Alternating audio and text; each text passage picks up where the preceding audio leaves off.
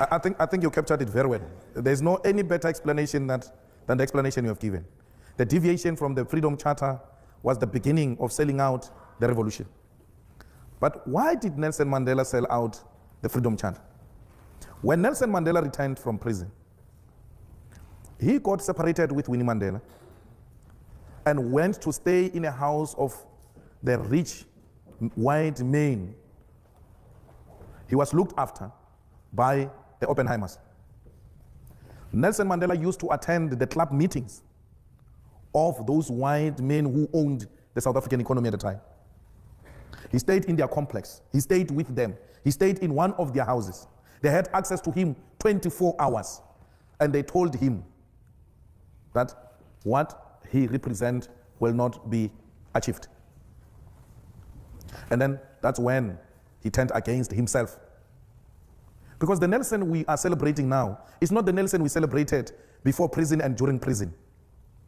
It's a staged, managed Nelson Mandela who compromised the fundamental principles of the revolution, which are well captured in the Freedom Charter. The EFF subscribed to the Freedom Charter. The Freedom Charter has got a detailed explanation of how everything else is going to be achieved.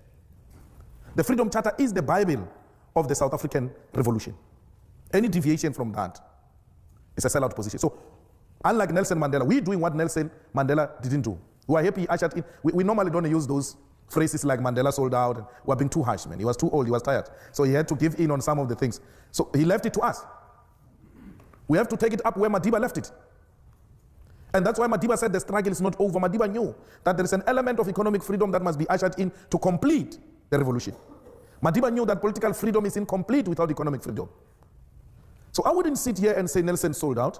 I will say Nelson took us to a particular extent and then left it there for us to take it over. And we are here now. We don't say to Oppenheimer, this will happen, this will not happen. No, we come to Oxford University and Oxford Union and tell you what we tell Africans and what we tell everybody everywhere. The message is the same. We want the total implementation of the Freedom Charter. Those kids who demand free education, they are demanding the implementation of the Freedom Charter. Those who say let's share in the wealth of the country, they are demanding the implementation of the Freedom Charter. I said to you when I started, we are just continuing with the legacy of great African leaders who came before us. We're not going to compromise like Madiba did. We had, perhaps, it was necessary to have a cooling off period. We cooled off for far too long, 21 years. Now is the time to stand up and continue with the road towards economic freedom.